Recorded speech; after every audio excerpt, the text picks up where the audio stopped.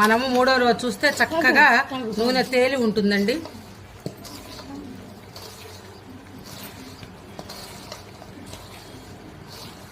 ముక్కలు మునిగే వరకు కనుక నూనె పోసామంటే ఏ ఆవకాయకైనా సరే సంవత్సరం పాటు ఖచ్చితంగా నిలవ ఉంటుందండి. నూనెను బట్టే ముక్క కూడా ఉండేది మనకి. చూసారు కదా, ఇలా తడి పొడిగా కలిపేసుకోవాలి. ఇలా తడి పొడిగా కలిపి పట్టించిన కారం కదండి, ఎట్లయినా ఆంధ్ర సైడ్ ఘాటు ఉంటాయి గుంటూరు కాయలు. నేను ఆంధ్ర వెళ్ళినప్పుడు ఒక్కసారి 10 కిలోలు తెచ్చుకుంటా. ఇప్పుడు కూడా తెచ్చుకొని మా కోడళ్ళకి మాకు అంతా అదే కారం అండి కూరలలోకి. ఇంకో ఇలా వేసేసాం కదా. ఇప్పుడు ఇదిగోండి